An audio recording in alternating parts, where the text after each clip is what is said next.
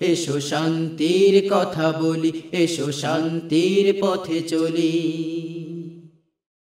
বিসমিল্লাহির রহমানির রহিম। নাহমাদুহু ওয়া নুসাল্লি আলা রাসূলিহিল কারীম, আম্মা বাদ। ফাউযু বিল্লাহি মিনাশ শাইতানির রাজীম। বিসমিল্লাহির রহমানির রহিম। লা তাজআলু দুআ আর-রাসূলি বাইনাকুম কাদুআই বা'দিকুম বা'দা। আলায়া সাদাকাল্লাহু মাওলানাল আযীম।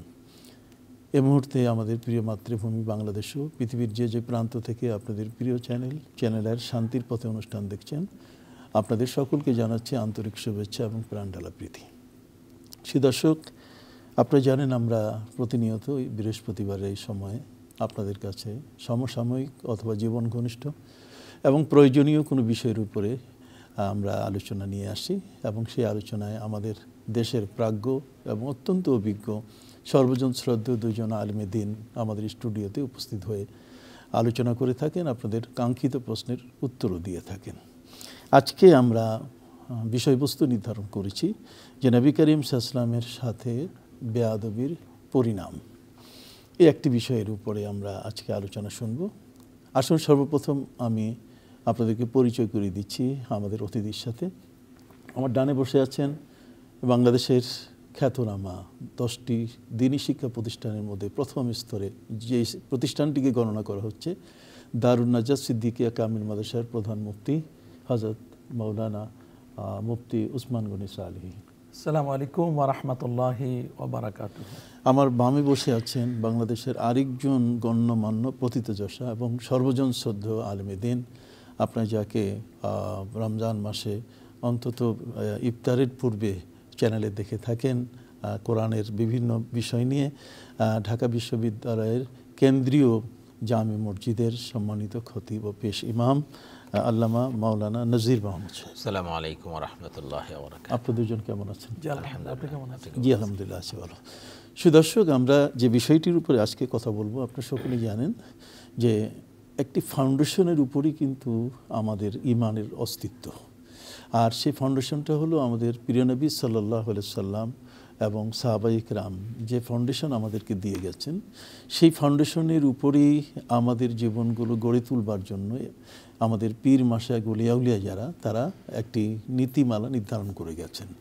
এর বিপরীত যখন কিছু হয় তখন আমাদের সাথে খাপ খায় না বিধায় আমরা মনে করি যে সে বিষয়টি অযৌক্তিক হয়েছে, অন্যায় হয়েছে এবং সেটি কোনো ক্রমে মান্য করার মতো নয়। আমাদের সমাজের মধ্যে এই ধরনের বিষয়গুলো বর্তমান সময়কালে কিছু দেখা যাচ্ছে যে আগের যুগে যেটা সাধারণত নাস্তিক বা অন্যান্য ব্যক্তি যারা, তারা নবী করিম সাল্লাল্লাহু আলাইহি ওয়াসাল্লামের শান এবং মান নিয়ে বাজে কথা বলতো। আপনি জানেন নবী করিম সাল্লাল্লাহু আলাইহি ওয়াসাল্লামের যুগেই তার চাচি আম্মা আবু লাহাবের স্ত্রী উম্মে জামিল নবী করিম সাল্লাল্লাহু আলাইহি ওয়াসাল্লামের নাম উচ্চারণ করতো না, মোহাম্মদ শব্দের জায়গায় মুজাম্মাম বলতো। তো মুজাম্মাম শব্দের অর্থ হচ্ছে ধিক্কৃত বা নিকৃষ্ট। তো এই যে কতগুলো শব্দ ব্যবহার, তা আমরা শব্দ চয়ন এবং নবী করিম সাল্লাল্লাহু আলাইহি ওয়াসাল্লামের ব্যাপারে আমাদের চিন্তাধারা, আমাদের শব্দগুলো এমনই হওয়া উচিত, নবী করিম সাল্লাল্লাহু আলাইহি ওয়াসাল্লামের ব্যাপারে আমাদের ধারণা এমন হওয়া উচিত যেটি আল্লাহ তাআলা পবিত্র কোরআন মজিদে আমাদেরকে বলে দিয়েছেন, ইন্না আরসালনাকা শাহিদান ওয়া মুবাশশিরান ওয়া নাযীরা লিতুমিনু বিল্লাহি ওয়া রাসূলিহি ওয়া তুআযযিরুহু ওয়া তুআক্কিরুহু। নবী করিম সাল্লাল্লাহু আলাইহি ওয়াসাল্লামকে সর্বাধিক সম্মান করতে হবে, যেহেতু আল্লাহ তাআলা তার উপরে দরুদ পড়েন, ফেরেশতারা দরুদ পড়ে, জগতের যত নবী তার উম্মত হওয়ার জন্য আকাঙ্ক্ষা পেশ করেছেন। অতএব তার মান, শান, মর্যাদা কোনো অংশে কোনো দিক থেকে কম নয়। বাদ আজ খোদা বুজুর্গ তো এই কিসা মুক্তাসার, আল্লাহর পরে সৃষ্টি জগতের উপরে যদি কারো মর্যাদা থাকে তাহলে সেই মর্যাদা হলো আমাদের প্রিয় নবী সাল্লাল্লাহু আলাইহি ওয়াসাল্লামের। অতএব সেই নবীর সাথে যদি কেউ বেয়াদবি করে তার পরিণাম কি হতে পারে, মাওলানা উসমান গনি সালেহী আপনি যদি একটু আলোচনা করেন। ধন্যবাদ আপনাকে। দেখুন, পেয়ারা নবী রসুল করিম সাল্লাল্লাহু আলাইহি ওয়াসাল্লামার আরশচুম্বী মর্যাদার শানে যদি কেউ বেয়াদবি করে তার ব্যাপারে কি শাস্তি হবে, এ ব্যাপারে বক্তব্য হচ্ছে যে 4 ইমামের ফতোয়া, ইমাম আজম আবু হানিফা রহমতুল্লাহ আলাইহি, ইমাম শাফি, ইমাম মালিক রহমতুল্লাহ আলাইহি এবং ইমাম আহমদ বিন হাম্বল, 4 ইমামের ফতোয়া যে কদ ইত্তাফাকাল ওলামায়ে কেরাম এ ব্যাপারে একমত পোষণ করেছেন যে আন্না শাতিমা রাসূল সাল্লাল্লাহু আলাইহি ওয়াসাল্লাম ইউকাফফারু, আল্লাহর নবীকে যারা গালিগুলাজ করে, নবীর শানে যারা গুস্তাখি করে, বেয়াদবি করে, তার ব্যাপারে ফতোয়া হচ্ছে ইউকাফফারু তার ইমানের ফোল্ডারে কোনো জায়গা হবে না, তাকে বেঈমান বলে সাব্যস্ত করা হবে। শুধু তাই নয়, ইউক্তালু মুরতাদ্দান, তাকে মুরতাদ হিসাবে, ধর্মত্যাগী হিসাবে তাকে হত্যা করা হবে। শুধু এটাও নয়, বরং পৃথিবীতে কেউ যদি কোনো অন্যায় করে, কেউ যদি কোনো বেয়াদবি করে, তাহলে সেই বেয়াদবিটা মাফ করে দেওয়া হয় বা তার তওবা কবুল করার দুনিয়াতে সুযোগ রয়েছে। কিন্তু এই দুনিয়াতে কেউ যদি আল্লাহর হাবিবের শানে বেয়াদবি করে, তাহলে ওয়ালা তুকবালু তাওবাতুহু, তার তওবাও আল্লাহ পাক রব্বুল আলামিন কবুল করবেন না। এটা হচ্ছে দুনিয়ার রীতি, যেখানে আল্লাহ সুবহানাহু ওয়া তাআলা তার রসুলের ব্যাপারে বলে দিয়েছেন যে আন-নাবিয়্যু আউলা বিল মুমিনিনা মিন আনফুসিহিম ওয়া আজওয়াজুহু উম্মাহাতুহুম, যে নবী কেমন, নবী হচ্ছেন তোমাদের জানের চেয়েও একেবারে আউলা বলা হয়েছে, এবং নবীর স্ত্রীগণ হচ্ছেন আমাদের মা। আপনি যে আয়াতটি কোট করেছেন ওয়া তুআযিরুহু ওয়া তুওয়াক্কিরুহু, নবীকে রেসপেক্ট করতে হবে, সম্মান করতে হবে, নির্দেশ কিন্তু একমাত্র আল্লাহ সুবহানাহু ওয়া তাআলার। এবং একজন ব্যক্তির ভিতরে তাকওয়া রয়েছে, এটি প্রমাণ হবে যে যখন সে রসুল আকরাম সাল্লাল্লাহু আলাইহি ওয়াসাল্লামকে তাজিম করবে, তাকরিম করবে। আহলুস সুন্নাহ ওয়াল জামাতের যতগুলো সিম্পটম রয়েছে তার মধ্যে এটিও একটি, যে রসুল আকরাম সাল্লাল্লাহু আলাইহি ওয়াসাল্লামকে তাজিম করতে হবে। আপনি জানেন যে পবিত্র কোরআন কারিমে সূরাতুল হজ্জের মধ্যে আল্লাহ বলেছেন ওমা ইউআযযিম শাআইরাল্লাহ ফাইন্নাহা মিন তাকওয়াল কুলুব, যারা আল্লাহ পাকের শেয়ারগুলোকে তাজিম করবে, এটি প্রমাণ করে যে তার হৃদয় গহীনে তাকওয়া রয়েছে। এবং সাথে সাথে সতর্ক করে দেওয়া হয়েছে ইন্নাল্লাযীনা ইউযুনাল্লাহ ওয়া রাসূলা, নিশ্চয়ই যারা আল্লাহ এবং তার রাসূলকে কষ্ট দিবে, আল্লাহ পাক রব্বুল আলামিন তাকে অভিসম্পাত করেন, ফেরেশতারা অভিসম্পাত করেন, এবং দুনিয়াতে তাদেরকে কঠিন শাস্তির সম্মুখীন হতে হবে। সবগুলোই প্রমাণ করছে যে নবী করিম সাল্লাল্লাহু আলাইহি ওয়াসাল্লামের সাথে বেয়াদবি করা যাবে, বেয়াদবি করা যাবে না, এটাই হচ্ছে কথা। আমরা আসবো আপনার কাছে, একজন কলার অপেক্ষা করছি। জি, আসসালামু আলাইকুম ওয়া রাহমাতুল্লাহ। দর্শক, আপনার পরিচয় দিয়ে প্রশ্নটি করুন। ওয়ালাইকুম আসসালাম, আমি সাইফুল আলম পান্নু, ময়মনসিংহ মহানগর থেকে বলছি। জি, প্রথমে আপনাদের কাছে দোয়া চাচ্ছি যে নবীর দাস হয়ে যেন মৃত্যুবরণ করতে পারি।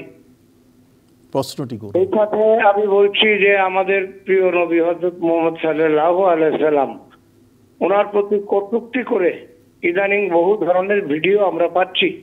আমরা একজন মুসলিম হিসাবে এটার প্রতিবাদ করা অবশ্যই আমাদের জন্য ফরজ হয়ে যায়। এই সম্বন্ধে আপনি কিছু বলবেন। আরেকটা জিনিস আমি জানতে চাচ্ছি, আমি আমার বাবা মার জন্য সবসময় একটু দান করে থাকি, আজকেও যেন আমি একটা লোককে খাওয়াবো, আমি কি করলে ওনারা আরেকটু শান্তিতে থাকতে পারবে, এই দানের ব্যাপারে এটা একটু বলবেন। আচ্ছা, ঠিক আছে, আপনি অপেক্ষা করুন। আমরা তো আপনার কাছে আসছি আমরা মাওলানা জির মাহমুদ সাহেব। আপনি জানেন যে পবিত্র কোরআন মজিদে আল্লাহ পাক রব্বুল আলামিন নবীকে কষ্ট দেওয়াটা এত বড় অপমানজনক একটা ব্যাপার সাব্যস্ত করেছেন। বিশেষ করে তিনটা জিনিস আল্লাহ ক্ষমা করেন না। একটা হচ্ছে যদি আল্লাহর সাথে শিরক করা হয়, ইন্না শিরকা লাযুলমুন আযীম। আরেকটা হচ্ছে যে নবীকে যদি কষ্ট দেওয়া হয়, এবং নবীকে কষ্ট দেওয়া মানে বেয়াদবি করার মাধ্যমে। আপনি জানেন ওয়ালা তাজহারু লাহু বিল কাউলি কাজহারি বাযিকুম লিবাস, এমন কথা বলা যাবে না, প্রকাশ করা যাবে না যাতে আমরা নিজেরা নিজেদেরকে যেটা বলি সেটা নবীর শানে বলা যাবে। আরেকটা হচ্ছে মান আদালি ওয়ালিয়ান ফাকাদ আযানতু লিল হারব, যদি কেউ আল্লাহর ওলিদের সাথে দুশমনি করে আল্লাহ নিজেই যুদ্ধে নেমে যান। তো আপনার কাছে যেটা আমি জানতে চাচ্ছি সেটি হলো যে আপনি উত্তর দেবেন, এরপর আমরা একটা ফোন নিয়ে নেব। মূল বিষয় হলো যে প্রিয় নবী সাল্লাল্লাহু আলাইহি ওয়াসাল্লামের শানে যদি কেউ এই ধরনের কটূক্তি করে থাকে, বা যেটা অসৌজন্যমূলক বাক্য উচ্চারণ করে, অথবা এমন কিছু শব্দ দিয়ে নবী করিম সাল্লাল্লাহু আলাইহি ওয়াসাল্লামের বিবরণ সে পেশ করলো যেটা সাধারণ চোখে, আমি আগেই বলেছি যে আমাদের ফাউন্ডেশনটা কিন্তু এমন একটা জায়গা থেকে উঠছে যে ফাউন্ডেশনটা ধ্বংস করার মতো ক্ষমতা পৃথিবীতে কারণে। তো আপনি কি সম্বন্ধে বলবেন যে নবী করিম সাল্লাল্লাহু আলাইহি ওয়াসাল্লামের ক্ষেত্রে এই ধরনের কটূক্তি বা বিষয়গুলো? আলহামদুলিল্লাহ, চমৎকার একটি বিষয় আপনি অবতারণা করেছেন। আমি আমার ভাই ওসমান গনি সালিহ যেখানে শেষ করেছে সেখান থেকে আমি বলতে চাই সূরাতুল আহজাবের 57-58 নম্বর আয়াত।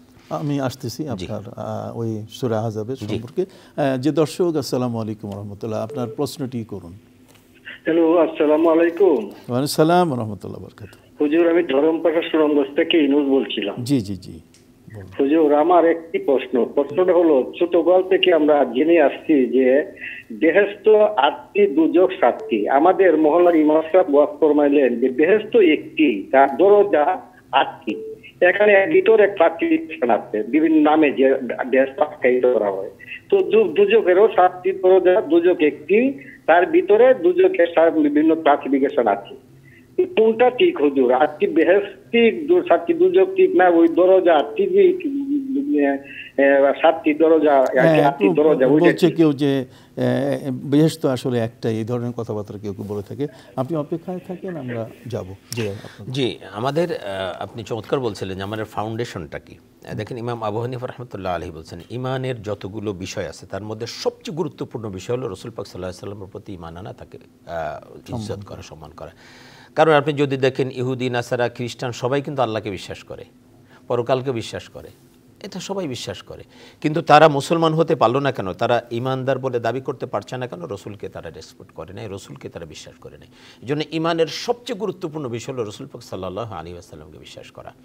আপনি যদি আরবের মুশরিকদেরকে দেখেন, তারাও কিন্তু আল্লাহকে বিশ্বাস করতো, কিন্তু তারা মুসলমান হলো না কেন? তারা কাফের থাকলো কেন? তারা রসুলকে বিশ্বাস করে নাই বা রসুলের প্রতি ঈমান আনেনি। সুতরাং ঈমানের সবচেয়ে গুরুত্বপূর্ণ বিষয় হলো এটা।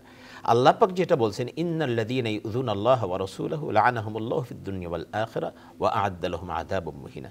যারা আল্লাহ এবং তার রসুলকে কোনোভাবে কষ্ট দেয়, লেখনের মাধ্যমে, কথার মাধ্যমে, ব্যঙ্গ বিদ্রুপের মাধ্যমে, কার্টুনের মাধ্যমে, যে কোনোভাবে আল্লাহ এবং তার রসুলকে কষ্ট দেবে। একটু আপনাকে ইন্টারাপ্ট করবো ছোট্ট। সেটা হলো যে আমাদের মধ্যে দেখা যাচ্ছে, আমরা আজকে তো নতুন না, আমাদের বয়স হয়েছে, আপনাদেরও বয়স হয়েছে, আমরা দেখে আসছি যে পৃথিবীতে লা ইলাহা ইল্লাল্লাহ এই শব্দটি তো আমাদের বলতেই হবে, এটাকে আমরা তাওহীদ বলছি। আর মুহাম্মদ রাসূলুল্লাহ এটা হচ্ছে রিসালাত। যুগে যুগে যত নবী এসেছেন এই কালেমার সাথে তার নাম যোগ হয়েছে। এখন যদি শুধু তাওহীদ শব্দটাকে আপনি যোগ করেন, নিয়ে আসেন, আর আপনি রিসালাত শব্দটাকে আদৌ আপনি ভ্রুক্ষেপ না করেন, সেটা যদি উল্লেখ না করেন, তাহলে এখানে নবী করিম সাল্লাল্লাহু আলাইহি ওয়াসাল্লামের শানে বেয়াদবি হচ্ছে এবং সে মুসলমান হতে পারবে না। আল্লাহ রাসূল সাল্লাল্লাহু আলাইহি ওয়াসাল্লামকে মুহাম্মদুর রাসূলুল্লাহ এই স্বীকৃতি না দেওয়া পর্যন্ত সে মুসলমান নয়। এটা তো একদম স্পষ্ট কথা। সুতরাং এটা অবশ্যই বলতে হবে লা ইলাহা ইল্লাল্লাহ মুহাম্মাদুর রাসূলুল্লাহ। আপনি যদি দেখেন, আপনি বাইতুল্লাহতে লেখা আছে, আপনি মানে সৌদি আরবের পতাকার মধ্যে লেখা আছে, যারা তাওহীদের সবচেয়ে বড় কথা, আমরা জানি যে সৌদি আরবে কীভাবে তাওহীদকে তারা ইয়ে করে, তো সেখানেও তো কালেমার মধ্যে লা ইলাহা ইল্লাল্লাহ মুহাম্মাদুর রাসূলুল্লাহ। সুতরাং শুধু লা ইলাহা ইল্লাল্লাহ বললে সে মুসলমান হবে না, সে অন্য যে কোনো ধর্মাবলম্বী হয়তো হবে, কিন্তু মুসলমান হতে গেলে তাকে অবশ্যই মুহাম্মদুর রাসূলুল্লাহ এটা বলতে হবে। এবং আল্লাহ রাসূল সাল্লাল্লাহু আলাইহি ওয়াসাল্লাম শুধু নবী নন, তিনি শুধু রসুল নন, তিনি শেষ নবী, এটাও বিশ্বাস করতে হবে। তাকে যদি কেউ শেষ নবী বিশ্বাস না করে তাহলেও সে কাফের, সে মুসলমান হতে পারবে না। এই জন্য এই জায়গাটা আপনি ওই যে মা কানা মুহাম্মাদুন আবা আহাদিম মির রিজালিকুম ওয়ালাকিন রাসূলুল্লাহ ওয়া খাতামান নাবিয়্যিন। খাতামান নাবিয়্যিন, খাতামাল মুরসালিন বলেন নাই, খাতামান নাবিয়্যিন বলেছেন, মানে শেষ নবী। আল্লাহ রাসূল সাল্লাল্লাহু আলাইহি ওয়াসাল্লামের পরে কোনো রসুলও আসবে না, কোনো নবীও আসবে না, এটা আল্লাহ পাক সিদ্ধান্ত জানিয়ে দিয়েছেন। এই সূরা আহজাবের মধ্যে যেটা বলা হয়েছে যে রসুল, আল্লাহ এবং তার রসুলকে যদি কেউ কোনোভাবে কষ্ট দেয়, আল্লাহ তার উপর লানত করেন, রসুল তার মানে ফেরেশতারা তার উপর লানত করে। এই লানত সমস্ত ফুকাহা কিরাম এ ব্যাপারে একমত যে আল্লাহ এবং তার রসুলকে যদি কেউ কষ্ট দেয়, আর এই যে আল্লাহ এবং যে তার উপর লানত করেন, ফেরেশতারা লানত করেন, এটা কোনো মুমিনের জন্য নয়, অবশ্যই সে কাফের হয়ে যাবে। কারণ দুনিয়া আখিরাতের লানত শুধু তাদের জন্য হয়, দুনিয়া আখিরাতের লানত শুধু তাদের জন্য হয় যারা ইসলাম থেকে খারিজ হয়। বিষয়টা এত সেনসিটিভ একটা বিষয় যে আমরা অন্য বিষয়ে গলা বাজাইয়া অনেক কথাই বলতে পারি, কিন্তু আল্লাহ এবং রসুলের শান বা কোনো নবীর শানে যখন কথা বলবো, তখন কিন্তু আমাদের 100 নয় 1000% আমাদের সতর্কতা, এখানে কোনো কম্প্রোমাইজ করার কোনো আরেকটা বিষয় এখানে আছে। আমি আসতেছি আপনার কাছে, একজন কলার অপেক্ষা করছি। জি দর্শক, আসসালামু আলাইকুম রাহমাতুল্লাহ। আপনি? ওয়ালাইকুম সালাম। আমি মামুন বলছি, নওগাঁ থেকে। জি জি জি, আমি জানতে চাচ্ছি যে সব সময় পাঠ করার জন্য আর কি, মানে সর্বক্ষণ দরুদের আমল করার জন্য আমরা সাল্লাল্লাহু আলাইহি ওয়াসাল্লাম এই দরুদটি করতে পারবো কিনা? আচ্ছা, আপনি অপেক্ষায় থাকুন, আমরা উত্তর দিচ্ছি। আমি আসবো আপনার কাছে। মাওলানা ওসমান গনি সালেহী, আপনি তো জানেন যে পবিত্র কোরআন মজিদে প্রায় 33টি আয়াত এমন আছে যে 33টি আয়াতের মধ্যে যেখানে আল্লাহ তার নিজের আনুগত্যের পাশাপাশি তার রসুলের আনুগত্যের কথা বলেছেন। রসুলকে মাইনাস করেন, রসুলকে কোথাও মাইনাস করে নাই। এখন আমরা যদি বলি নারায়ে রিসালাত বা এই ধরনের শব্দ, এগুলো ফালতু কথাবার্তা, এগুলো সম্বন্ধে আপনার বক্তব্য কি? আসলে দেখুন, নারায়ে রিসালাত বা রিসালাতকে অ্যাভয়েড করা এটা কোনো মুমিনের লক্ষণ নয়, এটি খারেজিয়াতের লক্ষণ। খারেজিরা তাওহীদের স্লোগান দিত, তারা রাসূল আকরাম সাল্লাল্লাহু আলাইহি ওয়াসাল্লামের রিসালাতের স্লোগানটা দিত না।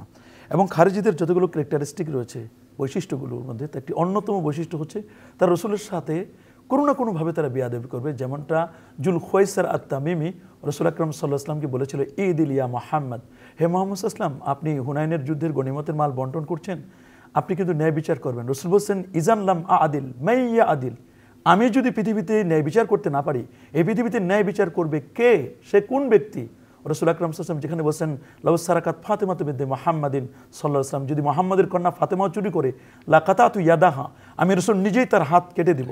কখনো করবে না এটা, কিন্তু আল্লাহ নবী যে একজন প্রশাসক, একজন ন্যায় বিচারক, এটি কিন্তু প্রমাণ করেছেন। এই জন্য রসুলের নারায়ে রিসালাতকে যারা মাইনাস করতে চায়, যে লা ইলাহা ইল্লাল্লাহ মুহাম্মাদুর রাসূলুল্লাহ, মুহাম্মদ রাসূলুল্লাহ, এই রিসালাতটা আল্লাহ পাকের আরশে আজিমের খুঁটিতে লেখা, এখানে জান্নাতের প্রতিটি পাতায় পাতায় লেখা, আল্লাহ নবীর আংটি মোবারকে লেখা ছিল। ইভেন আপনি আফ্রিকার জঙ্গলে যেখানে মধুমক্ষিকাগুলো মৌচাক তৈরি করেছে, সেই মৌচাকের মধ্যে লা ইলাহা ইল্লাল্লাহ মুহাম্মদ রাসূলুল্লাহ সাল্লাল্লাহু আলাইহি ওয়াসাল্লাম সেটি লেখা আছে। এমনকি সমুদ্রের মাছের মধ্যেও, মাছের গায়েও কিন্তু এটি লেখা আছে। আমি আপনাকে ইন্টারড্রপ করব একটু ছোট। মাছের গায়ে তো আমি নিজেও দেখেছি লা ইলাহা ইল্লাল্লাহু মুহাম্মাদুর রাসূলুল্লাহ, কিন্তু একটি প্রশ্ন এখানে তৈরি করে রাখা হচ্ছে, যে প্রশ্নটা হচ্ছে লা ইলাহা ইল্লাল্লাহ ওয়া আন্না মুহাম্মাদুর রাসূলুল্লাহ, মানে মুহাম্মদ সাল্লাল্লাহু আলাইহি ওয়াসাল্লাম আল্লাহ লা ইলাহা ইল্লাল্লাহর সাথে নাই, অতএব এই কলেমাটা শুদ্ধ নয়। মুহাম্মদ সাল্লাল্লাহু আলাইহি ওয়াসাল্লামকে মাইনাস করতে করতে এমন মাইনাস করে ফেলছে যে মসজিদে আমরা জানি যে এক পাশে আল্লাহ আর এক পাশে কি মোহাম্মদ লেখা হতো। তো এটা তো আমরা কখনো এটা মনে করি না যে মুহাম্মদ সাল্লাল্লাহু আলাইহি ওয়াসাল্লাম আল্লাহর সমান হয়ে গেছেন, কিন্তু এইভাবে যে বিষয়গুলো মাইনাস হচ্ছে একেবারে ঢালাওভাবে। না, আপনি যেটা বলেন যে ব্যাকরণগত শুদ্ধ নয়, ব্যাকরণ কি বর্তমান আধুনিক আলেম ওলামা আমরা বেশি জানি নাকি ইমাম মুসলিম রহমতুল্লাহ আলাইহি বেশি জানেন? আগের যুগের 65 জন মুফাসসির তারা তাদের ওয়া আলজামাহুম কালিমাতাত তাকওয়া, এবং ইমাম বুখারী সহ আর অনেকে, ইমাম মুসলিম রহমতুল্লাহ আলাইহি এরাও সূরাতু ইব্রাহিমের 24 নম্বর আয়াত আলাম তারা কাইফা দারাবাল্লাহু মাসালান কালিমাতান তাইয়্যিবাতান, এই কালিমা তাইয়্যিবাটা কি? আইসারুত তাফসীর গ্রন্থকার বলেছেন লা ইলাহা ইল্লাল্লাহ মুহাম্মাদুর রাসূলুল্লাহ সাল্লাল্লাহু আলাইহি ওয়াসাল্লাম। ইমাম মুসলিম রহমতুল্লাহ আলাইহি তার সহিহ মুসলিমের মধ্যে একটা টাইটেল, একটি শিরোনাম দিয়েছেন বাবুল আমরি বিল কতলে, এরপর বলছেন তিনি লা ইলাহা ইল্লাল্লাহ মুহাম্মাদুর রাসূলুল্লাহ সাল্লাল্লাহু আলাইহি ওয়াসাল্লাম। তিনারা বুঝলেন না যে এটার ব্যাকরণগত ভুল আছে, আমরা বুঝে বৈজ্ঞানিক তথ্য তো আসলে সঠিক নয়। আমরা বৈজ্ঞানিক তথ্য নেব আপনার কাছে। এখানে আমরা একটু ছোট প্রশ্নের উত্তর আপনি তো দিয়ে আসছেন, সেটা হলো যে আমাদের এক ভাই সাইফুল আলম উনি জানতে চেয়েছেন যে এই যে বিভিন্ন মিডিয়াগুলোতে ওনারা দেখতে পাচ্ছেন, মিডিয়া বলতে গেলে ইউটিউব, ফেসবুক ইত্যাদি, টুইটার, তো সবগুলোতে দেখা যাচ্ছে যে আজ বর্তমান নবী করিম সাল্লাল্লাহু আলাইহি ওয়াসাল্লামের সম্পর্কে এই ধরনের কিছু কথাবার্তা যেগুলোতে কটূক্তি মনে হচ্ছে, আপনার কি চোখে পড়েছে এগুলো? হ্যাঁ, বহু চোখে পড়েছে এবং নিজের কানে শোনা হচ্ছে। এগুলো যখন শুনি তখন হৃদয় ব্যথিত হয়। আপনি শুনলে অবাক হবেন, একজন এমনও বলেছেন যে রাসূল আকরাম সাল্লাল্লাহু আলাইহি ওয়াসাল্লাম হাশরের ময়দানে তিনি সুপারিশ করতে পারবেন না, ফেল ফেল করে তাকিয়ে থাকবেন, নবীর মা বাবাকে জাহান্নামে, এ ধরনের কথা বলেছেন। এমনকি আল্লাহ নবীর ব্যাপারে, যেটা আমার মুখে উচ্চারণ করতে খুব কষ্ট হচ্ছে, নবীকে কামলা বলেছেন, বদলা দিয়েছেন নবীজি, এই ধরনের কথাগুলো পর্যন্ত বলেছেন। এটা আসলে খুবই দুঃখজনক। এটা মুমিনের এটা কখনো শান নয়। মুমিন এটা কি আপনি মনে করেন যে ভাষার চয়নের যে ব্যাপারটা, আমরা বাঙালি, বাংলা ভাষায় আমরা কথা বলি, মাওলানা নাজির মোহাম্মদ সাহেব আপনি দুজনকেই আমি কাছে থেকে যে কথাটা বলতে চাই, সেটা ভাষাগত কি ভাষা না জানার কারণে কি এই ত্রুটিটা হচ্ছে? আসলে এগুলো ভাষা জানা ইন্টেনশনালি, দুনিয়ার সব ভাষা বুঝে থ্রুলি ইংলিশে কথা বলতে পারেন এবং তাদের প্রনাউন্সিয়েশন কোনো অংশে কম নয়, তার বাংলা ভাষা সম্পর্কে ভালো দখল আছে। এগুলো মূলত ভিতর থেকে লাগবে। ভিতর থেকে যদি প্রবলেম হয়ে থাকে, খারেজিয়াতকে যদি কেউ, তার মাইন্ড সেট আপ যদি খারেজিয়াতের উপর যদি এস্টাবলিশ হয়, তাহলে কিন্তু তার হৃদয় থেকে নবীর প্রেম আসবে না। আপনি যদি সকালবেলা পেঁয়াজ খান, তাহলে ঢেকুর দেওয়ার সময় কিন্তু পেঁয়াজই বের হবে। আপনার সিম কার্ডটা মোবাইলে যেটা লাগাবেন সেটা কিন্তু সিম কার্ড শো করবে, কিন্তু আপনি যদি নবীর দুশমনের সিম কার্ড লাগান, নবীর গোস্তাখে রসুলের সিম কার্ড লাগান, তাহলে সেটাই কিন্তু শো করবে। এই জন্য আমাদেরকে মনে রাখতে হবে, আল্লাহ তাআলা যেখানে সতর্ক করে দিয়েছেন, ইয়া আইয়ুহাল্লাযীনা আমানু লা তাকুলু রায়না, যখন তারা বলল যে রসুল আপনি আমাদের দিকে একটু নজর করুন, তারা কিন্তু দেখলো যে ওই সময় আল্লাহ তাআলা জানেন যে মুনাফিকরা নবীকে রায়না বলতে আমাদের রাখাল বলে নবীকে একটু ক্রিটিসাইজ করতে চেয়েছিল, নবীকে সমালোচনা করতে চেয়েছিল। তখন আল্লাহ তাআলা সতর্ক করে দিলেন, ওয়ালাকিন কুলু উনজুরনা, বরং তোমরা নবীকে রায় না বলে নবীকে কষ্ট দিবে না, বরং তোমরা বলবে উনজুরনা, হে নবী আপনি আমাদেরকে একটু দয়ার নজর দিন, একটু মায়ার নজর দিন। যেখানে নবী ডাকলে ডাকে সারা দেওয়া ওয়াজিব, ইয়া আইয়ুহাল্লাযীনা আমানু ইসতাজিবু লিল্লাহি ওয়া লির রাসূল ইযা দাআকুম, নবী যখন তোমাদেরকে আহ্বান করবে তখন তোমরা তার ডাকে সাড়া দিবে। সেখানে আমরা কি করছি দেখুন, আপনি যে স্পষ্ট করে লেখা আছে, আল্লাহর নবী কিন্তু ফতে মক্কার পরে অনেককে কিন্তু মাফ করে দিয়েছিলেন। ইভেন রসুল বলছেন যারা আবু সুফিয়ানের ঘরে যাবে, রসুলের শ্বশুর আব্বা, তাকে মাফ করে দিবেন। কাবার ভিতরে যারা ঢুকবে তাদেরকে মাফ করে দিবেন। আল্লাহ নবী কয়েকজনকে মাফ করে নাই, তার মধ্যে ইবনুল খাতালকে কিন্তু মাফ করে নাই। ইবনুল খাতাল সে রসুলের সামনে এমন গোস্তাকি বেয়াদবি করেছিল, মুতাআল্লিকুম বিআস্তারিল কাবা, কাবার গিলাফ ধরে সে কিন্তু ছিল সেখানে। রসুল আকরাম সাল্লাল্লাহু আলাইহি ওয়াসাল্লামের সাহাবাগণ বলছেন এটা এত বড় বেয়াদব, গোস্তাখে রসুল, রসুলের সামনে বেয়াদবি করেছে, এর কোনো ক্ষমা নাই, ওইখানে তাকে হত্যা করা হয়েছিল। ধন্যবাদ নাজির মাহমুদ। আমরা তো তন্ময় চিত্তে আপনাদের দুজনের বক্তব্য শুনছি, আমাদের দর্শক শ্রোতা তারাও শুনছেন।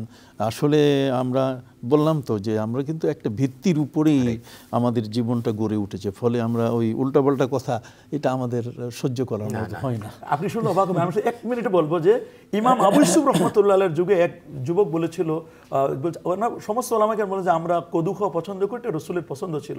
কিন্তু একজন যুবক বলেছিল লা উহিব্বুদ-দুব্বা, আমি কদু খাওয়া পছন্দ করি না। ইমাম আবু ইউসুফ রহমতুল্লাহ আইন করে দিলেন যে ওকে কতল করো। রসুলের পছন্দ ছিল কদু খাওয়া, লাউ খাওয়া এটা নবীজির পছন্দনীয় ছিল। তখন এই যুবকটি যখন তাওবা করলো, দেন তাকে কিন্তু ইমাম আবু ইউসুফ রাহমাতুল্লাহ আলাইহি ফতোয়া উড্রয় করে নিলেন যে না, তাকে কতল করা যাবে না। রসুলের বিষয়টা সম্পূর্ণ সেন্সিটিভ। আল্লাহ নবীর যখন একটি চিঠি লিখেছিলেন বাদশাহ নওশেরওয়ার কাছে, তখন রসুল আকরাম সাল্লাল্লাহু আলাইহি ওয়াসাল্লাম এর চিঠিটি যখন টুকরো টুকরো করা হয়েছিল, আল্লাহ নবী বলেছেন আল্লাহুম্মা মাজ্জিকু কুল্লা মুমাজ্জাকিন, আমার চিঠি যারা টুকরো টুকরো করেছে আল্লাহ তুমি তার রাষ্ট্রকে টুকরো টুকরো করে দাও। সত্যি দেখা গেছে নওশেরওয়া, খসরু পারভেজ এবং তার মেয়েসহ পুরো রাষ্ট্রকে আল্লাহ তছনছ করে দিয়েছিলেন। ধন্যবাদ।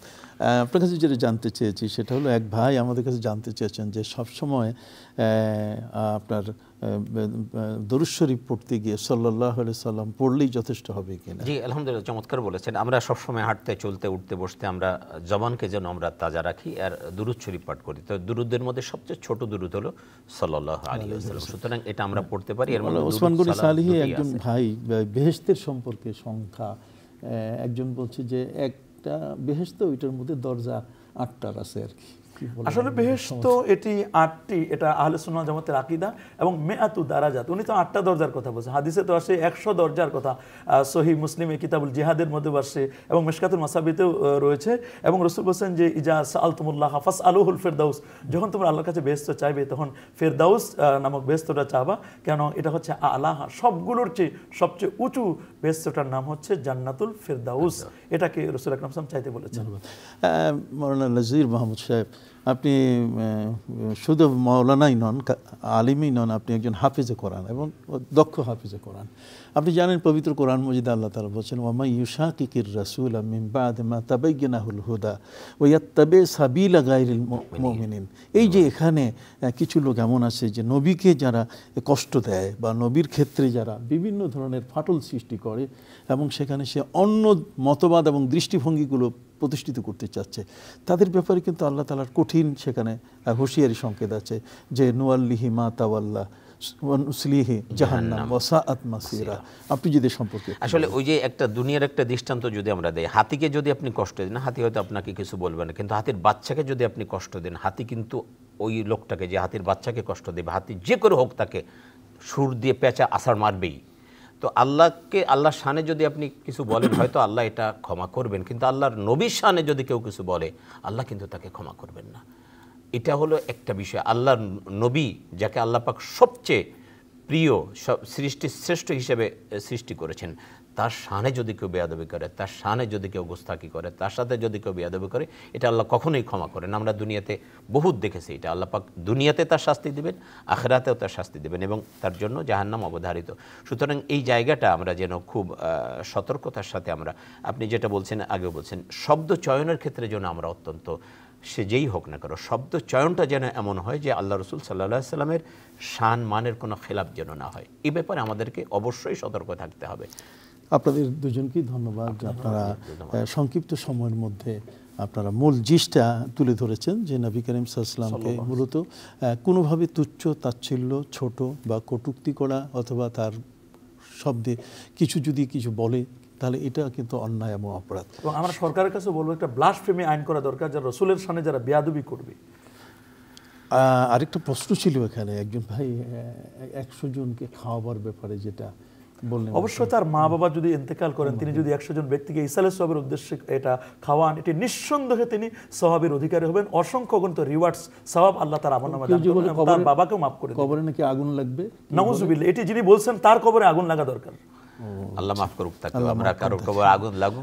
সেই দর্শক শ্রোতা, আসলে আমরা খুব প্রাণবন্ত হয়ে দুজন আমাদের অতিথির কাছ থেকে আজকের বিষয়বস্তুর উপরে আমরা আলোচনা শুনলাম।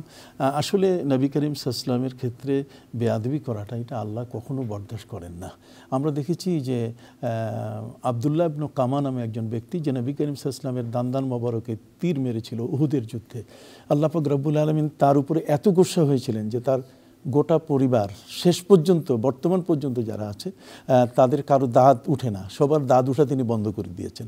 তাহলে এই যে নবীর সাথে বেয়াদবি করলে, তার গায়ে আঘাত করলে, পৃথিবীতে শুধু এটা নয়, নবী কারীম সাল্লাল্লাহু আলাইহি ওয়াসাল্লাম বলেছেন তুমি যদি কাউকে নবীর গায়ে আঘাত করো তাহলে এটা যেমন অপরাধ, নবী যদি তোমার গায়ে আঘাত করে তা তুমি তার চেয়ে বড় অপরাধী।